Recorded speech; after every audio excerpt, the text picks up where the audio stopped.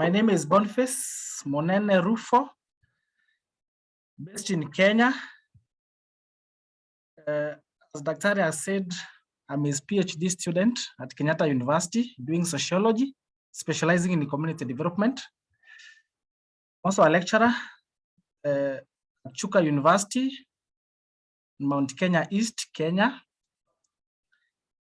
Yeah, I've been a member of IACD since 2019, and I can really say that it has helped me a lot, and I'm a proud member, and I promise to continue supporting this association. So I can start my presentation today. Hope you can see my screen. Okay, yep. Thank you.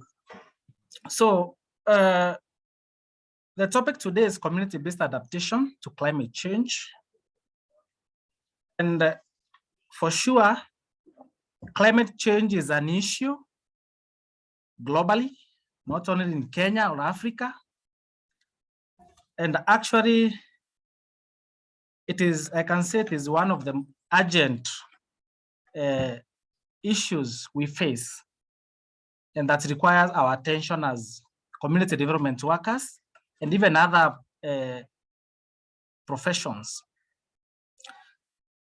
Climate change generally entails alteration of weather patterns in an area, and it is contributed by natural and man-made activities. And of course, there's a lot of emphasis that man-made activities are key, or they contribute a large percentage. More importantly is that most economies, especially in the developing countries, they depend on climate-sensitive sectors, such as agriculture, fisheries, water, among others. And the impact of climate change is evident because we can see our land in terms of degradation.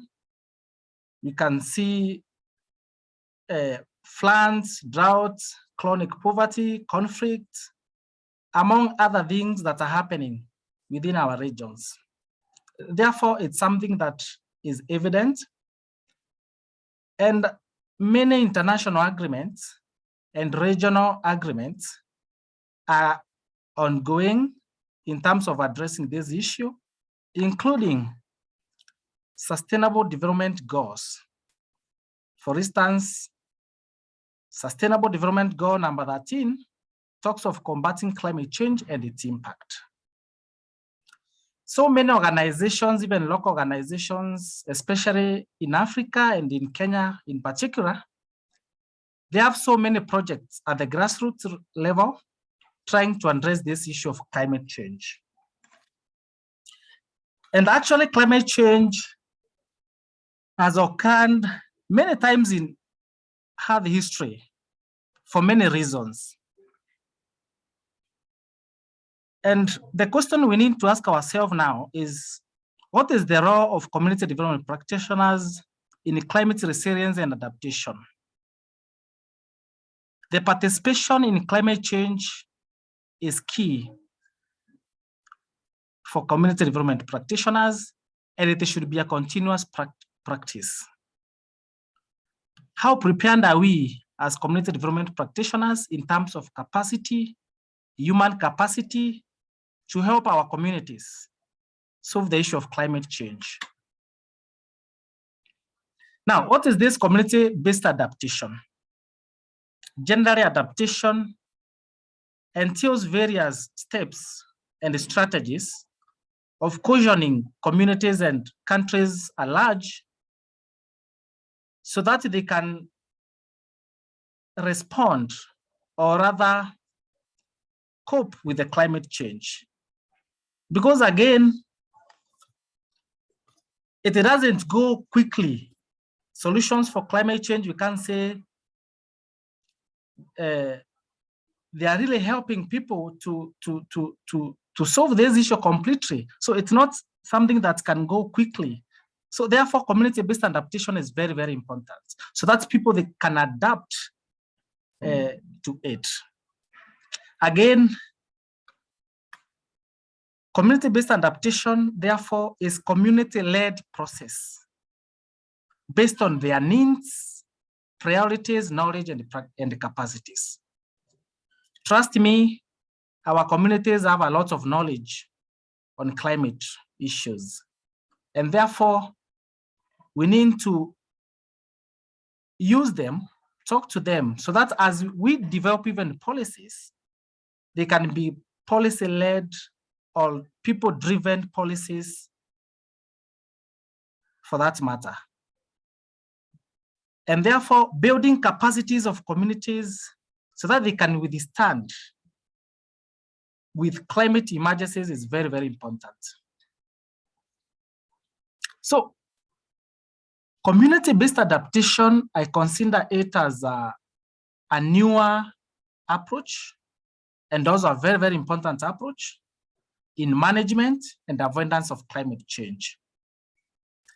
They are used hand in hand with another approach called ecosystem-based adaptation to support in terms of developing measures for climate change. More importantly, when we talk of community-based adaptation, it focuses on bringing resilience and improving livelihoods for people, and also disaster risk reduction strategies. So it combines the two areas. So why community-based adaptation? It improves our livelihoods, communities' livelihoods. It builds on existing cultural norms. It embraces gender issues. Mostly you realize that women participate largely in planning and implementation. It captures communities' traditional knowledge and experience. Again, it is participatory in problem solving because it is for the people themselves. There's a lot of documentation and sharing which actually are used by even national governments, regionally, internationally. Therefore, that documentation is very, very important. And when we talk of community-based adaptation from my experience, because I've been working with these communities, these are some of the key things that I've realized they do. Probably we can hear more from other members in their context. But for instance, in our country, Kenya, when we talk of community-based adaptation, you realize that communities come together. For instance, they develop a demo farm, demonstration farm, where they teach each other. Then they go and replicate the same on their farms, on their households. It becomes like farmer trainings, something like that. These are ideas that are supported by different NGOs and the government, but they come from the people themselves. So when we talk of community-based adaptation, we talk of things like community-based seed banks, where they store their seeds, traditional seeds, the indigenous seeds. They use smoke and chilly water to get rid of pests. They capitalize on drought-resistant crops and livestock, as you can see from my right-hand side, keeping exotic livestock that can cope with a particular place. Because again, I started saying that climate change doesn't have quick or easy solution. So therefore, adaptation is key to our communities. Use of drip irrigation, relying heavily on weather forecasting services. Again, diversification of livelihoods, planting local broom grass to prevent soil erosion, use of organic fertilizers, local tree varieties like neem, which actually treat so many diseases, like in our context. And types of adaptations. We have a planned adaptation. Some countries have already policies and frameworks which are actually formal in a way. And therefore, because of high level of technology, they are able to detect and predict climate patterns. And therefore, they prepare their people in advance. Again, we have adaptive capacity. And here, therefore, is more importantly to capitalize on the people in terms of capacity. So people themselves, they are already handed off in terms of preparing for various disasters. However, they still need to be supported because a lot of weaknesses are realized within these adaptive capacities. And so many countries, especially the developing countries, communities have started to prepare themselves using traditional methods. Then we have a general adaptive capacity or a generic adaptive capacity. And this explores the notion that if a country is well off in terms of wealth, health, and other attributes of well-being, then it is likely to have more or better adaptive capacity than a country without these aspects. So this is kind of an assumption, which again is risky because being wealth, having minerals, having all those kind of resources doesn't really guarantee you, even having climate change policies doesn't really guarantee you that your people or the people in that country will be able to cope with the climate issues. So therefore, all these methods can be used interchangeably, but above all, preparing our people, because again, even if we are talking of community-based adaptation, we are not saying that we leave them to do all these things for themselves. We need to come out clearly and help them. You know, these are people with a lot of knowledge, but they don't know whether they can use the knowledge to solve their problems. Again, we go back to assumptions of community development, where we say that community development, I mean, people in our communities, they have problems, but they still have solutions to these problems. So guidelines for community-based adaptation, again, it is not something to haphazardly do or to wake up in the morning and do.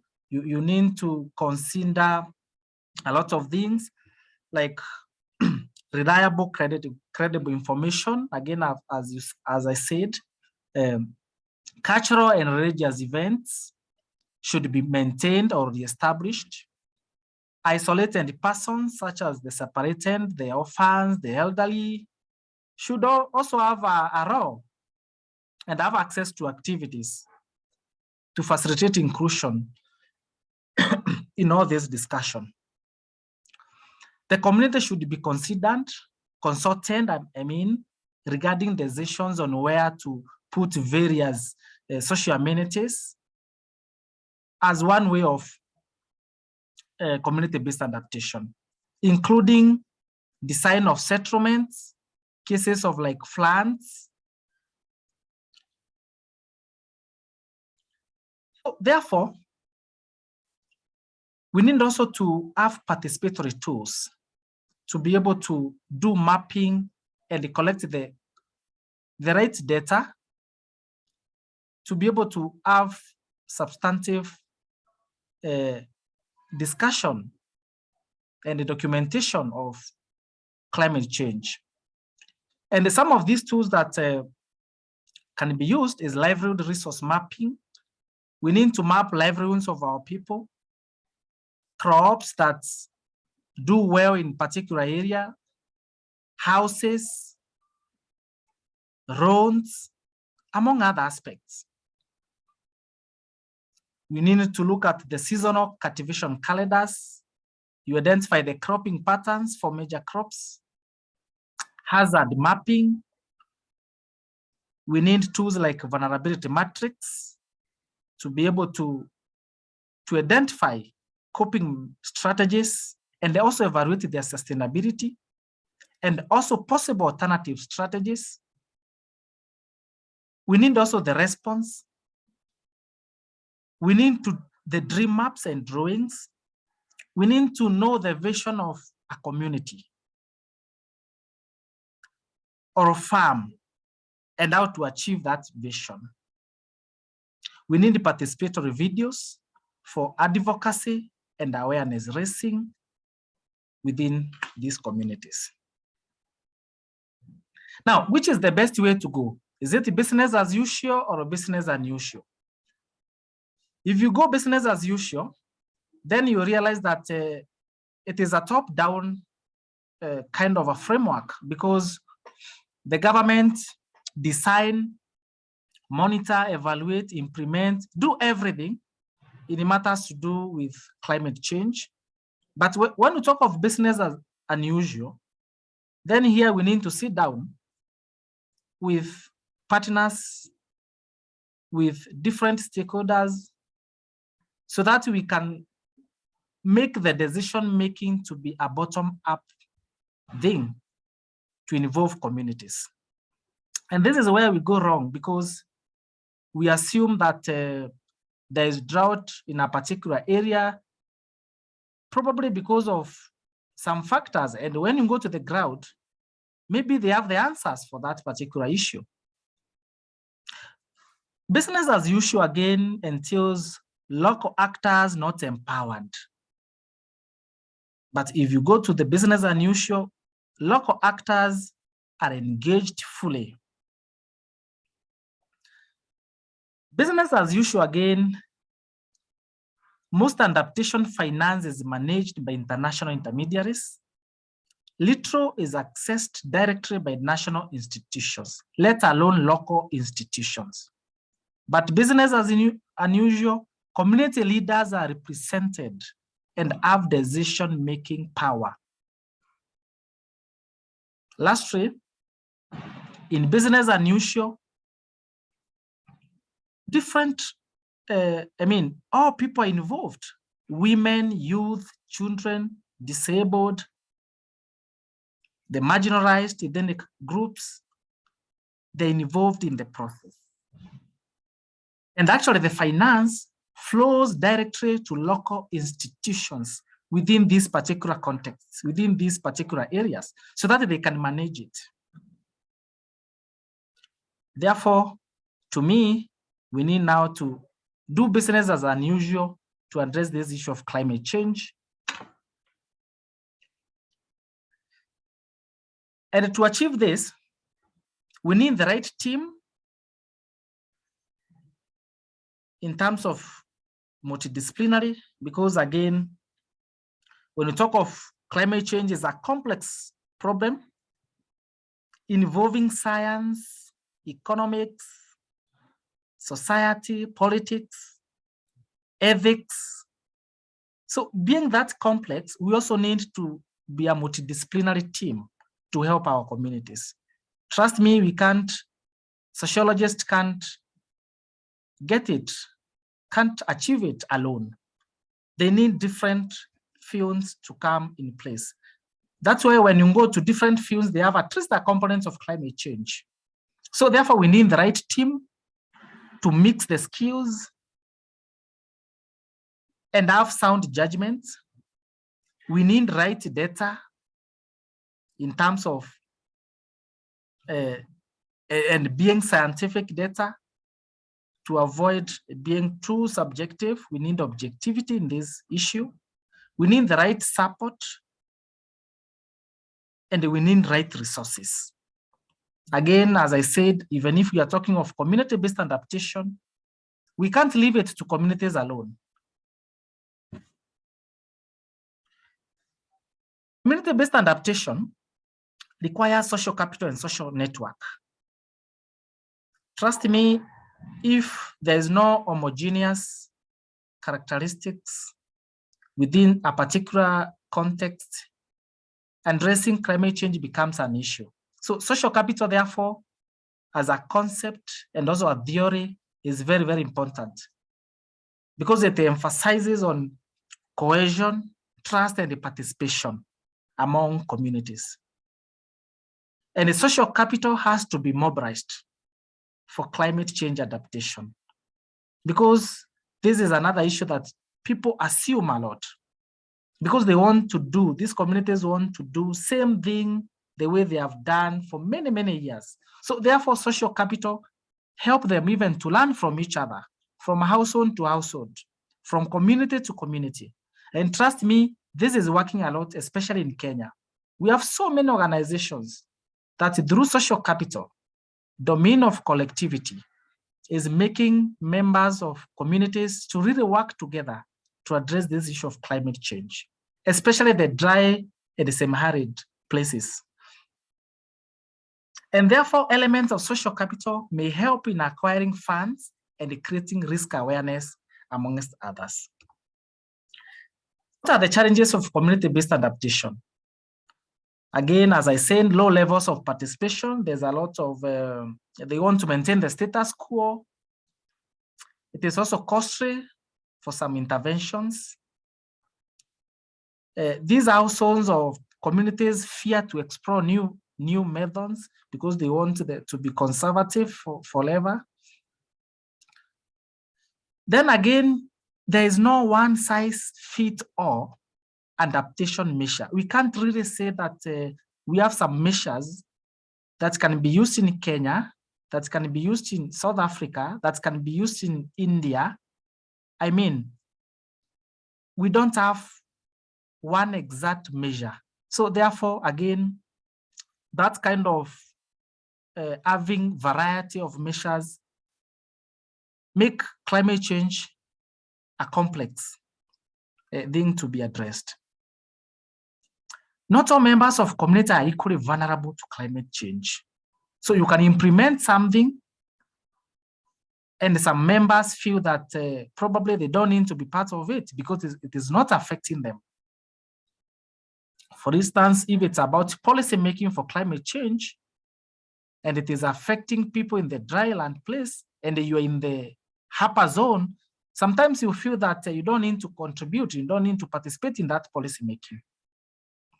Again, the missing middle in climate finance, that is community-based, does not mean that communities can adapt entirely on their own to climate variability and change. And this has been left to our communities. Now, what are the recommendations? We need adaptation activities to be implemented in an integrated way so that they can be long-term. Because again, when we talk of community-based adaptation, we need also to evaluate the aspect of sustainability because we don't want to do something that is not sustainable. Therefore, adaptation should involve vulnerable communities at the local level, and emphasize that. Climate monitoring and early warning systems are very, very important in this discussion. Communities should receive incentives. Actually, we need social safety nets to support climate change. There's a need to improve evidence-based. Therefore, we need evidence-based data. We need a continent-wide agreement, of course, based on different contexts. Every part is potential, and therefore research is needed. Keep locally led solutions at the center of international climate change agreements. Then challenge power imbalances. Power imbalances is making climate change to be skewed in terms of its implementation. As we talk today, like in Kenya, more than 3.5 million Kenyans are suffering because of hunger.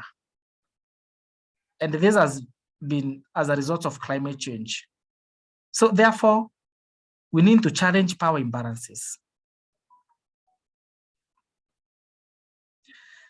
Thank you so much. That's what I end today. The climate change is quite big. We can discuss the whole day or even a month, but this is what I had prepared for this particular seminar. in case of any other addition, trust me, I can come back and present something else. So thank you so much. Back to the host. Thank you, Rufo. Good morning, everyone. I'm Stella Masese, standing in for Dr. Muia, who is out or who is in another meeting, which is a defense. So thanks, Rufo, for your presentation. We really appreciate for you taking your time to be able to prepare for this, and also to be able to do a topic that is touching all of us, whether we are in Africa or in any other different countries. We are still experiencing the aspect of climate change in our different societies. So we appreciate and thank you for taking us through the presentation. Maybe right now I can open it up to the rest of us, whereby you can be able to discuss more, add more information, seek clarification of what he has said about the different aspects of climate change in our different societies. So you can ask for a clarification or also expand it by sharing your experience on maybe what you have been able to do to the different aspects of climate change, or what are the different challenges that you might be facing as a community, as a society where you are based in terms of climate change issues. So I open it up. If you are ready, you can just unmute and we proceed. And then Boniface can be able to clarify what needs clarification, or even us, you can also contribute to the different clarifications. Yeah, allow me to come in first, eh? Okay, go ahead. That's okay. So Boniface, thanks a lot for that. It was really, really good and really comprehensive. I like that. I think for me, that's the key, you know, that we have a very comprehensive approach to this. You know, there's a lot of what they call greenwash going on. You know, a classic example is, you know, if what I've learned over the years is of doing lots of tree planting, you know, with communities, that a good place to get tree seedlings from is airlines and airports, because basically they're trying to offset the damage that they do, you know. So there's a lot of that happening, and I think we have to think kind of very holistically, individually and as communities as well. Yeah, it's a good idea, but Boniface, if you can stop sharing the screen, that would be good. Then we can probably see each other. But what I just wanted to share, thanks, is some experiences in Mombasa in the last couple of years. It's unfortunate I'd invited a couple of colleagues, but they couldn't make it. But I've been quite involved in planting of mangroves, which, as you're probably aware, kind of super trees, if you like, in terms of, you know, offsetting climate change, and, you know, just have really excellent benefits for the environment and for communities and so on. And I really like the approach that the organization that I've been doing some work with, which is called Big Ship, because they really get involved with communities. They set up their events with local communities. It's not about a group of people coming in and doing something and then disappearing. And I think they've, you know, over the years, they've seen quite a lot of progress there. And they've been doing things like, you know, working with people who've been cutting down trees to burn charcoal and so on, and trying to help them create other forms of livelihoods. For example, you know, honey is one of the things that some people are making now. You know, it's still a problem, but I think what I've seen is there's been a big reduction in cutting of trees. The other thing that's helped has been KWS, the Kenya Wildlife Service, becoming really tough on people who cut mangroves down. You know, even having a boat out in the creek at night, you know, going up and down on patrol. So you can see all the stakeholders have come together, you know, which is a really good, effective way of working, I think. So anyway, I just wanted to share a bit about that, and thanks again for the presentation. Thank you, John. Sure. Actually, tree planting is one of the best ways of addressing climate change. And that one, I'll agree with you, John, that communities need to embrace it and take it as their responsibilities, because climate change, actually, especially when we have deforestation, you see that water catchments are affected, other sources of livelihoods. And I agree with you, like in Kenya, the government is doing a lot actually to support tree planting in various schools, primary schools, in various communities. So therefore, it is important for even communities to start being empowered and taught to have their community-based tree nurseries where they can, get their trees at even a free cost or even a small cost, something like that. Again, the issue of honey production is also evident that people are they are diversifying their livelihoods. They are going back to honey production, chicken rearing, among others. Thank you. Thank you, Boniface. Yes, Sarah. Thank you. That was a really excellent presentation. I think it was really comprehensive, but also very, very insightful, and of course challenging, because it's like a huge effort that has to be made. But by making it at the local level, at least we can see what can be done. One of the things that really interests me, and of course interests everybody in the world, I think, is how you get that balance between the management and the avoidance of climate change. And at a community level, on a day-to-day basis, a lot of it has to be management of the change and the impacts that are coming too quickly for people to be able to cope with. But also there's this need, isn't there, to raise awareness, to educate, and globally to challenge those of us in the global north who are actually causing a lot of these problems in the first place, and to have that mix of community capacity building and community organizing to do that kind of challenging and changing the political will of those who are in government, whether it's in your own country or across the world. And I wonder what your thoughts are about the really challenging role for community development workers in these areas where they're having to do both those roles, the management and the avoidance. And what do you think is the role of sort of campaigning, community organizing? Do you think community development workers should be putting all their efforts into local capacity building, or is there also a role alongside that for the awareness raising, using some of the research that you were talking about to do some more education work as well?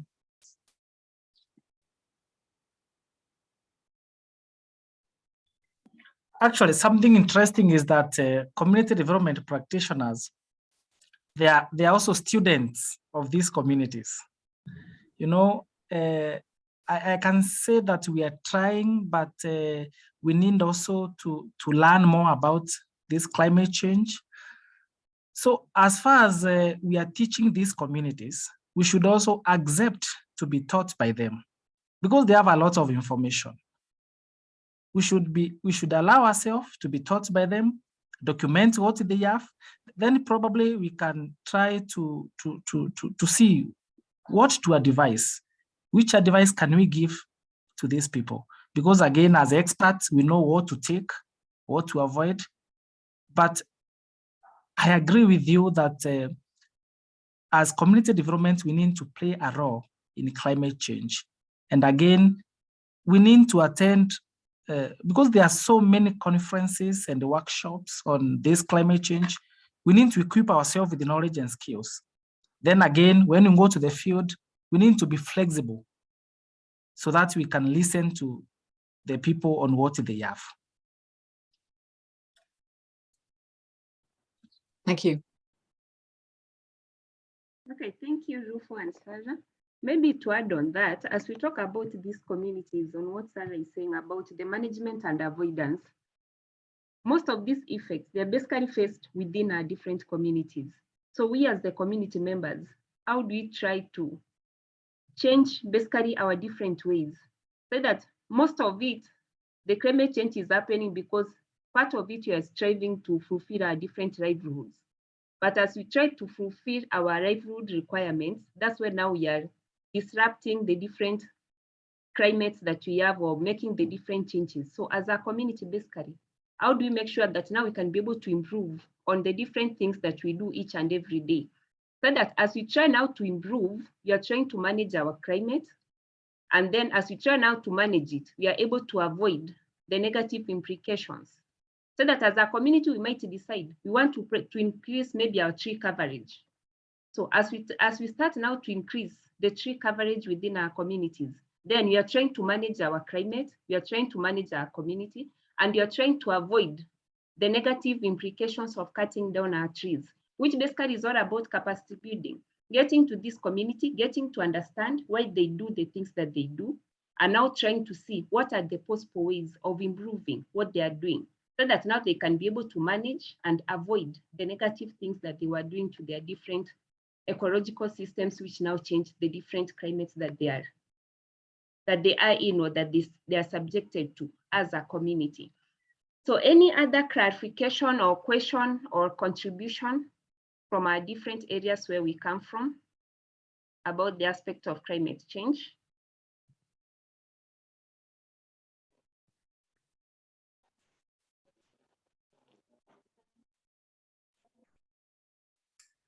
I would be very interested to hear from Boniface and John.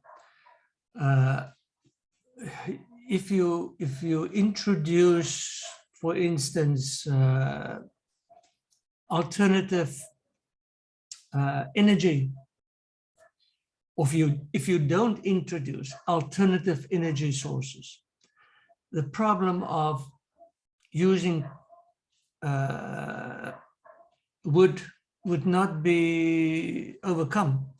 I mean, if my livelihood depends on using charcoal or using wood as the energy source,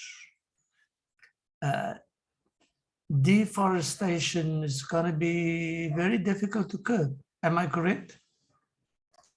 Yeah, of course. I don't have to say more than that. Absolutely. I mean, yeah, I mean, so what we've seen in recent years in Kenya is and in East Africa generally is increasing use of particularly solar energy, and the prices come down enormously. So there's a number of projects that I've been involved in that have been promoting that as well. But also part of it is simply, decreasing the price of power, increased electrification. I mean, it has to be kind of everything, I think. Kenya's really doing well with alternative energy sources. Generally, it's something to be proud of, I think. There's a lot of other things behind that as well, but I mean, that's a really good thing. But yeah, basically, of course, that's very important. Yeah, actually, there are so many projects ongoing, trying to teach community members actually to adopt these alternative sources of energy. So, Professor Dewitt, you are right. If we don't provide, and actually not even providing, these people, you'll be shocked. They have some sources of energy that we have not documented, and they always try to test, but because some requires technologies, some innovations, you find that they are doing them in a very small scale. So to be sincere, with a lot of many sources of alternative sources of energy, you find that deforestation will be minimized. Again, in some areas, deforestation can't be avoided completely, but there are some projects that can be done. Like if it's a forest, you can have a rule that cut one tree, plant 2 trees. So some communities, they have even tree nurseries just near the forest. So they get license, then they're given chance to cut to fetch firewood. After you do that, you are requested to plant a tree. So it's something that needs an integrated approach so that we can walk this journey together.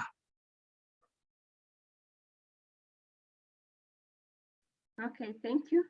I think they should, maybe the clarification that you have got answers your question, which simply again takes us to what Sarah was saying, management and avoidance.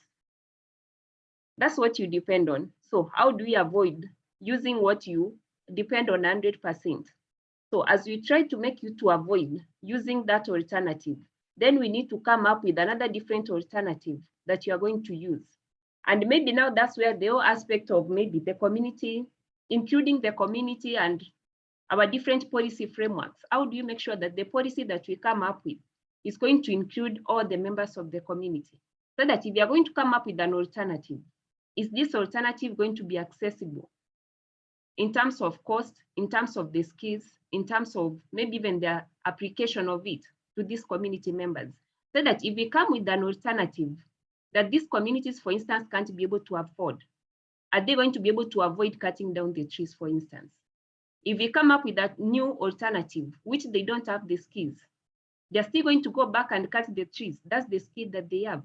So even as we try now to bring in the management and the avoidance and trying to reduce the negative things that you are doing, the alternatives that we come up with, are they things that are going to help these communities to be able to move to the new alternative, which basically now comes in with all about the aspect of capacity building, creating more awareness and bring the community together and trying to make them understand the effects of climate change, and then now train them or make them aware of the different alternatives so that now they can be able to move and avoid these all different negative things that they are doing within the different communities.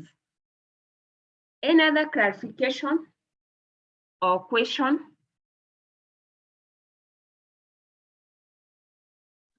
I don't want to say too much, but one of the things that really interests me is the obvious point that you were making throughout, the importance of community development skills really in all this, and the importance of local context, the importance of valuing the diversity of local knowledge, skills, voices.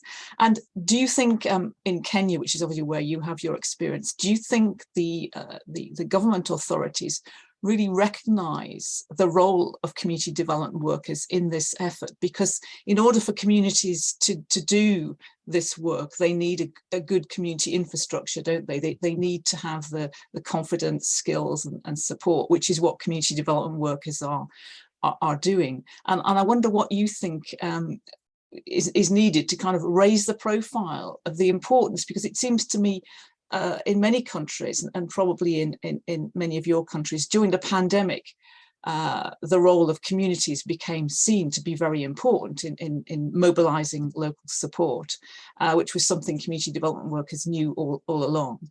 Is there anything we can do to kind of carry on that knowledge and push forward and get more support for that kind of development work that's needed to support people in these efforts?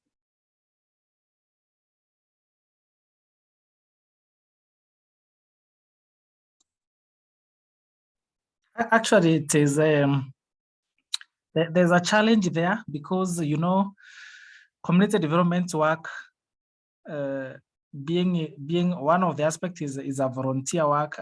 The other one, actually, we have so many practitioners in the government sectors, in the private sectors.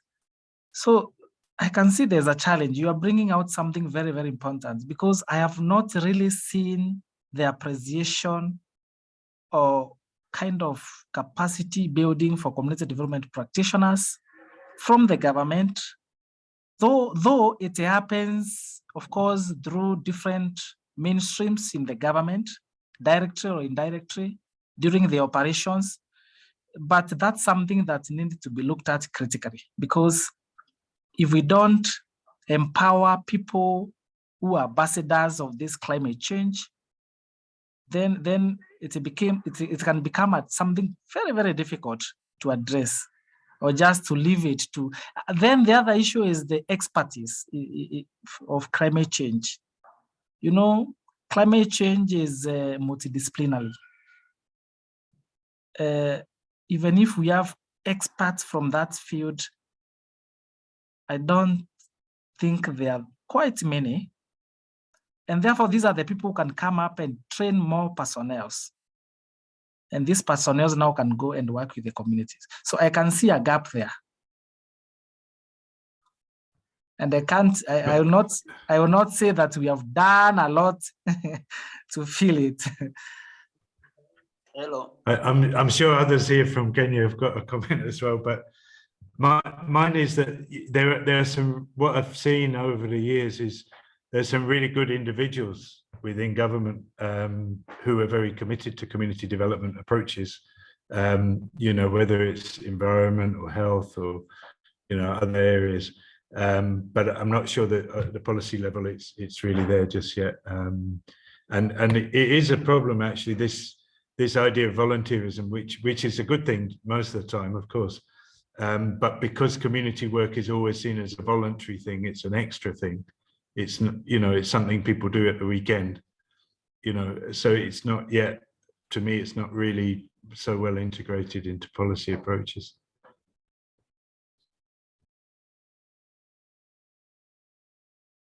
Yeah, and that you are trying to contribute, you can unmute your mic. And then you can go ahead. Keep them. Thank you, Dr. Stella, for that opportunity. I just wanted to say in the context of Kenyan government policy that there is this promotion of 10% forest cover that the government is promoting in various counties.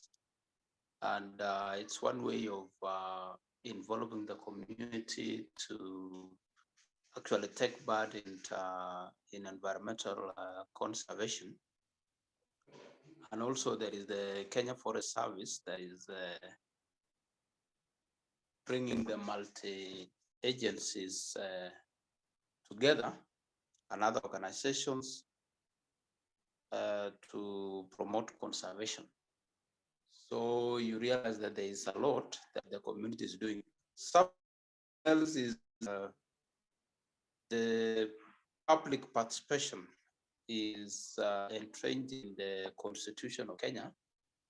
And we are seeing at the county level that environmental issues have been developed.